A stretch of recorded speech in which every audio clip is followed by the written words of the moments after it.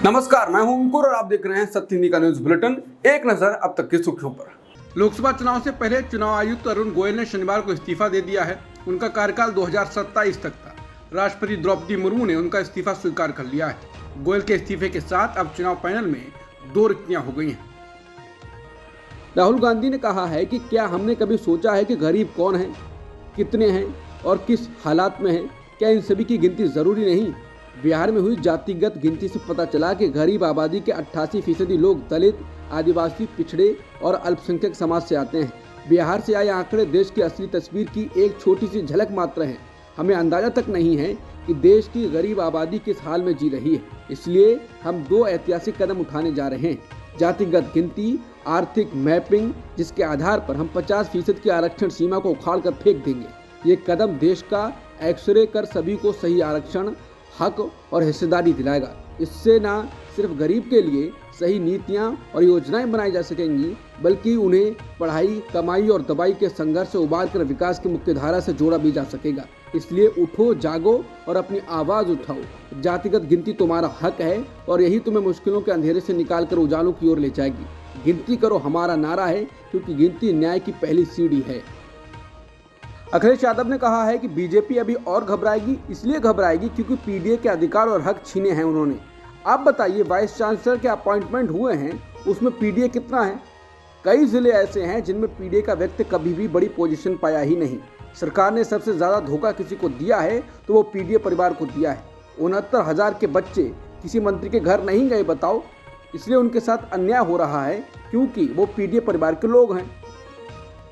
SBI ने अपनी website से चुनावी बॉन्ड से जुड़े दस्तावेज हटा दिए हैं। ये घटनाक्रम ऐसे समय में सामने आया है कि जब बैंक ने राजनीतिक दलों द्वारा भुनाए गए चुनावी बॉन्ड का विवरण जमा करने के लिए 30 जून तक का समय मांगा है। रिपोर्ट के अनुसार जो लिंक या वेब पेज एसबीआई की वेबसाइट पर मौजूद नहीं है, उनमें डोनर्स यानी चंदा देने वालों के लिए ऑपरेटिंग दिशा निर्देश और अक्सर पूछे जाने वाले प्रश्न वेब पेज शामिल हैं। एसबीआई ने चुनावी बॉन्ड की जानकारी देने के लिए 30 जून तक का समय मांगा है। इस पर कांग्रेस हमलावर हो गई है। राहुल गांधी ने कहा है कि एक क्लिक पर निकाली जा सकने वाली जानकारी के लिए 30 जून तक का समय मांगना बताता है कि दाल में कुछ काला नहीं है, बल्कि पूरी दाल काली है। इसको लेकर वरिष्ठ पत्रकार बरखा दत्त ने पूर्व वित्त सचिव सुभाष गर्ग से बातचीत की है। वित्त सचिव का कहना है कि एसबीआई बहाना बना रही है। कोर्ट के आदेश के मुताबिक बैंकों को सिर्फ 3 आधारभूत जानकारी उपलब्ध करानी है: किसने बॉन्ड खरीदा, कितने का बॉन्ड खरीदा और कब बॉन्ड खरीदा। ऐसे ही बॉन्ड किसको मिला, कितने का बॉन्ड मिला और कब मिला। ये सब जानकारी एसबीआई के कंप्यूटर में हमेशा उपलब्ध होता है। इन सभी जानकारी को इकट्ठा पेश करने के लिए महीनों का समय नहीं, 10 मिनट का वक्त लगेगा। बता दें कि जब मोदी सरकार इलेक्टोरल बॉन्ड स्कीम को तैयार कर रही थी, तब Subhash Garg economics affairs secretary थे। दिल्ली के इंद्रलोक में शुक्रवार को जुमे की नमाज के दौरान सजदे में बैठे लोगों को लात मारे जाने के बाद उस पुलिस अधिकारी को निलंबित कर दिया गया है, लेकिन लोगों का आक्रोश थम नहीं रहा है। अब ट्विटर पर ट्रेंड चलाया जा रहा है कि सस्पेंड नहीं, गिरफ्तार करो। वहीं एआईएमआईएम नेता और सांसद असदुद्दीन ओवैसी ने इसे नफरत फैलाने वाली घटना करार दिया है। वहीं ट्विटर पर पुलिस अधिकारी के पक्ष में भी लोग खड़े हो गए हैं। वो कह रहे हैं, I stand with Manoj Tomar. इसके साथ ही वो ट्वीट कर पुलिस अधिकारी मनोज तोमर को लेजेंड बता रहे हैं। केंद्र की प्रमुख स्वास्थ्य बीमा योजना आयुष्मान भारत प्रधानमंत्री जन आरोग्य योजना को 2018 में लॉन्च किया गया था। बीते 6 वर्षों में अब तक इस योजना का लाभ करोड़ों मरीजों को हो चुका है। योजना को लेकर अब नई जानकारी सामने आई है। अंग्रेजी अखबार द इंडियन एक्सप्रेस में छपी एक खबर कहती है कि हर साल योजना के तहत खर्च होने वाले कुल धन का 2/3 हिस्सा देश भर के निजी अस्पतालों को चला जाता है। द इंडियन एक्सप्रेस ने सूचना के अधिकार के तहत आधिकारिक रिकॉर्ड और आंकड़े हासिल किए हैं। इसकी रिपोर्ट में कहा गया है कि आंकड़ों की जांच से पता चलता है कि दिसंबर 2023 तक सभी लाभार्थियों का 54% धन निजी अस्पतालों को गया है। प्रधानमंत्री मोदी ने शनिवार को भ्रष्टाचार और वंशवाद की राजनीति के मुद्दे पर टीएमसी पर हमला बोला और कहा कि विपक्षी गठबंधन जैसी पार्टियां केवल अपने परिवारों के विकास के बारे में चिंतित हैं। पश्चिम बंगाल में ममता बनर्जी को हराने का आह्वान करते हुए प्रधानमंत्री ने सिलीगुड़ी में कहा कि पश्चिम बंगाल से भ्रष्ट टीएमसी सरकार को बाहर करने का रास्ता लोकसभा चुनाव से खुलेगा। मैंने हमारे देश की माताओं को बुनियादी सुविधाओं के लिए संघर्ष करते देखा है। यही कारण है कि मैं हमारी माताओं और बहनों के जीवन को आसान बनाने के लिए स्वच्छता, मुफ्त बिजली, बैंक खाते और नल के पानी पर जोर देता हूँ। लेकिन यहाँ पहले वाम मोर्चा और फिर टीएमसी सरकार ने राज्य के लोगों की बुनियादी जरूरतों को नजरअंदाज कर दिया है। पश्चिम बंगाल में पीएम मोदी ने कहा कि टीएमसी राज्य के लोगों को लूट रही है और मनरेगा के तहत केंद्र द्वारा भेजे गए केंद्रीय धन को लूटने के लिए फर्जी जॉब कार्ड बनाने में लगी हुई है। विपक्षी दलों की वंशवाद की राजनीति पर हमला करते हुए मोदी ने टीएमसी के राष्ट्रीय महासचिव अभिषेक बनर्जी और गांधी परिवार के संदर्भ में कहा कि टीएमसी केवल अपने भतीजे के बारे में चिंतित है, जबकि कांग्रेस केवल शाही परिवार के बारे में चिंतित है। पश्चिम बंगाल के झारग्राम से भाजपा सांसद कुणाल हेम्ब्रम ने पार्टी और लोकसभा से इस्तीफा दे दिया है। हेम्ब्रम ने संवाददाताओं से कहा कि उन्होंने निजी कारणों से ये फैसला किया है। प्रदेश भाजपा प्रवक्ता सामिक भट्टाचार्य ने कहा कि हेम्ब्रम ने कुछ दिन पहले अपने फैसले के बारे में पार्टी को सूचित किया था। इस घटनाक्रम पर प्रतिक्रिया देते हुए टीएमसी ने कहा कि हार को भांपते हुए उन्होंने इस्तीफा दे दिया है। बता दें, यह घटनाक्रम प्रधानमंत्री मोदी के आदिवासी गढ़ में सार्वजनिक रैली करने के कार्यक्रम से कुछ दिन पहले सामने आया है। सीजेआई डीवाई चंद्रचूड़ ने 9 मार्च को देश की एकता और प्रगति सुनिश्चित करने के लिए स्वतंत्रता, समानता और भाईचारे के संवैधानिक मूल्यों पर जोर दिया और कहा कि संविधान की शिक्षा देश भर के गांवों तक पहुंचनी चाहिए। उन्होंने कहा कि हमारे संविधान का स्थान अदालत के गलियारों से लेकर दूरस्थ गांवों तक है, ये केवल किताबों तक ही सीमित नहीं है। सीजेआई चंद्रचूड़ ने कहा कि दैनिक वेतन, पेंशन, स्वच्छ पानी, राशन, स्वास्थ्य देखभाल और शिक्षा जैसी बुनियादी अधिकार संविधान से आते हैं। उन्होंने कहा, देश में समानता बनाए रखने के लिए आपसी भाईचारा जरूरी है। ओलंपिक पदक विजेता रेसलर साक्षी मलिक ने बीबीसी को दिए इंटरव्यू में कहा कि उन्हें मौका मिला तो वो जरूर कुश्ती संघ को संभालना चाहेंगी। उन्होंने कहा कि पहले वो डरती थी कि अगर मैं भारतीय कुश्ती संघ के अध्यक्ष बनने को लेकर सोचूंगी तो लोग आरोप लगाएंगे, वो कहेंगे ये लोग इसीलिए ही विरोध प्रदर्शन कर रहे थे क्योंकि वो अपना कब्जा चाहते हैं। लेकिन अब मैं कहूँगी कि हाँ, मैं क्यों नहीं बन सकती, मैं अनुभवी हूँ, मुझे जानकारी है, पढ़ी लिखी हूँ, मैं क्यों नहीं संभाल सकती अपनी कुश्ती संघ को। बहुजन समाज पार्टी प्रमुख मायावती ने इंडिया गठबंधन में शामिल होने या तीसरा मोर्चा बनाने के अटकलों को अफवाह बताते हुए साफ किया है कि उनकी पार्टी लोकसभा का चुनाव अकेले ही लड़ेगी। सोशल मीडिया साइट एक्स से किए गए ट्वीट में मायावती ने शनिवार को यह जानकारी दी। उन्होंने लिखा, बीएसपी देश में लोकसभा का आम चुनाव अकेले अपने बलबूते पर पूरी तैयारी और दमदारी के साथ लड़ रही है। ऐसे में चुनाव गठबंधन या तीसरा मोर्चा आदि बनाने की अफवाह फैलाना घोर फेक व गलत न्यूज है। मायावती ने लिखा कि मीडिया ऐसी शरारतपूर्ण खबरें देकर अपनी विश्वसनीयता न खोए और लोग भी सावधान नहीं। तेलुगु देशम पार्टी यानी टीडीपी ने बीजेपी की अगुवाई वाले एनडीए गठबंधन के साथ आगामी लोकसभा चुनाव लड़ने का ऐलान कर दिया है। टीडीपी सांसद कनकामेडाला रविंद्र कुमार ने कहा कि हमारी पार्टी के राष्ट्रीय अध्यक्ष एन चंद्रबाबू नायडू ने अमित शाह और जेपी नड्डा से मुलाकात की थी और इस बात पर सहमति बनी कि टीडीपी एनडीए ज्वाइन कर रही है। उन्होंने कहा कि जनसेना पहले ही एनडीए का हिस्सा है और गठबंधन के तहत आंध्र प्रदेश में आगामी लोकसभा चुनाव लड़ेंगे। उमा भारती एक बार फिर से अपने तीखे तेवरों को लेकर चर्चा में है। काफी दिनों तक यही चलता रहा कि उमा भारती लोकसभा चुनाव लड़ेंगी।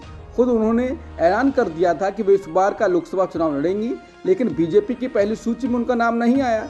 अब उमा भारती कह रही हैं कि उनको चुनाव नहीं लड़ना है, उन्हें तो अगले 2 साल गंगा नदी की सफाई का अभियान चलाना है। लेकिन उमा भारती चाहती हैं कि इस बात को बीजेपी अध्यक्ष जेपी नड्डा खुद सार्वजनिक मंच पर आकर कहें।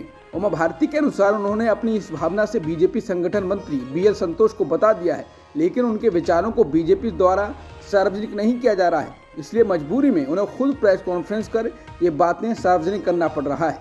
उमा भारती ने यहाँ तक कहा कि अगर बीजेपी अध्यक्ष जेपी नड्डा उमा भारती के संकल्प को स्वयं जारी नहीं करते हैं तो फिर वो जेपी नड्डा को लिखे गए उन पत्रों को सार्वजनिक कर देंगी जिसमें उन्होंने गंगा सफाई अभियान के असफल होने के कारणों के बारे में बताया है और अब वो कैसे इसे ठीक करेंगी इस बारे में भी पत्र में लिखा गया है।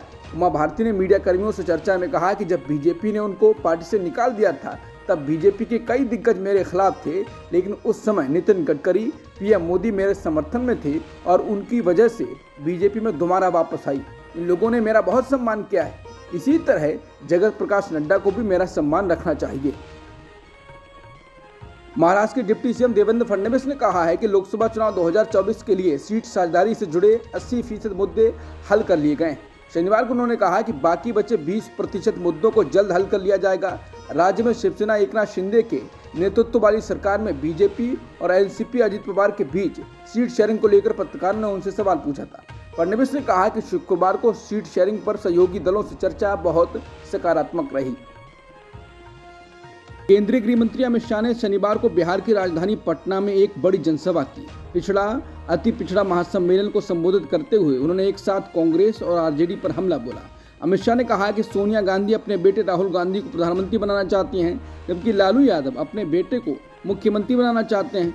उन्होंने कहा कि इन दोनों को केवल अपने परिवार की चिंता है, क्योंकि दोनों ही परिवारवादी पार्टियां हैं। उन्होंने राज्य की सभी 40 सीटों पर जीत का आह्वान करते हुए कहा कि 2024 में बिहार की जनता मोदी जी की झोली में 40 की 40 सीटें डालेगी।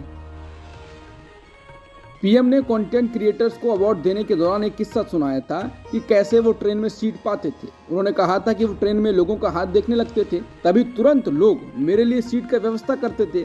हालांकि ट्विटर पर उनके इस किस्से को लेकर रिएक्शन आ रहे हैं। सलिल त्रिपाठी नाम के यूजर ने लिखा है कि मुझे माफ करें, ये घटना मेरे मामा बकुल त्रिपाठी जो एक प्रसिद्ध हास्य लेखक हैं उनके निबंध से चुराई गई है। उन्होंने 40 वर्षों तक कॉलम लिखी। उनकी मृत्यु 2006 में हुई। इस निबंध को हाथ देखने की कला कहा जाता है। इसके बाद योगेंद्र यादव ने कहा है कि मतलब कि झूठ बोलने की कहानी भी झूठी थी। तमिलनाडु में सत्तारूढ़ पार्टी डीएमके ने कांग्रेस और कमल हसन की मक्कल निधि मय्यम के साथ सीट बंटवारे के समझौते को अंतिम रूप दे दिया है। सूत्रों का कहना है कि कांग्रेस को 10 सीटें मिलने की संभावना है, जबकि कमल हसन की पार्टी को 1 सीट मिल सकती है। एनडीटीवी की रिपोर्ट में कहा गया है कि सूत्रों का कहना है कि आधिकारिक घोषणा शनिवार शाम को कांग्रेस और डीएमके की संयुक्त बैठक के बाद की जाएगी। मध्य प्रदेश कांग्रेस के बड़े नेता सुरेश पचौरी कांग्रेस से शनिवार को बीजेपी में शामिल हो गए हैं। उसके साथ ही उनके समर्थक भी भाजपा में आ गए। पचौरी पार्टी का बड़ा चेहरा रहे हैं। वो 4 बार राज्यसभा के सदस्य रहे। यूथ कांग्रेस से राजनीतिक जीवन की शुरुआत करने वाले पचौरी की गिनती नेहरू गांधी परिवार के बेहद विश्वासपात्र नेताओं में रही। मनमोहन सिंह सरकार में सुरेश पचौरी स्वतंत्र प्रभार वाले रक्षा राज्य मंत्री रहे। संसदीय कार्य विभाग उनके पास रहा। वो डीओपीटी विभाग को भी मनमोहन सरकार में संभालते रहे। सुरेश पचौरी को मध्य प्रदेश कांग्रेस के अध्यक्ष पद की बागडोर भी सौंपी गई। केंद्रीय इकाई में अनेक महत्वपूर्ण पद संभाले। हालांकि मध्य प्रदेश अध्यक्ष की बागडोर मिलने के बाद शिवराज सिंह सरकार को हरा पाने में वो सफल नहीं हो सके थे। सुरेश पचौरी की बीजेपी में जाने के बाद दिग्विजय सिंह ने टिप्पणी की है। उन्होंने कहा कि सुरेश भला 50 साल का रिश्ता भी कोई यूं तोड़ता है। आपको तो संघर्ष के दिनों में संबल बनकर साथ खड़ा होना था। क्या धर्म ये नहीं सिखाता कि अपनों के सुख दुख में साथ रहें? राम मंदिर में आस्था उचित है, लेकिन राम की मर्यादा को क्यों भूल गए? सच का साथ देने के लिए संघर्ष के पथ पर निस्वार्थ चलने की सीख ही राम के प्रति सच्ची आस्था होती है। बाकी सब स्वार्थ है। जिस नेहरू गांधी परिवार की बदौलत आपने समाज में नाम और सम्मान कमाया, उसे बेगाना कर गए, वो भी उनके लिए जिनके खिलाफ हम सब ने सारी लड़ाई लड़ी। अब बीजेपी कह रही है कि आप उनके ही थे और अब घर वापस लौट रहे हैं। खैर, आप जो भी करें, मगर राम के नाम पर ना करें। ये राम की सीख तो नहीं है।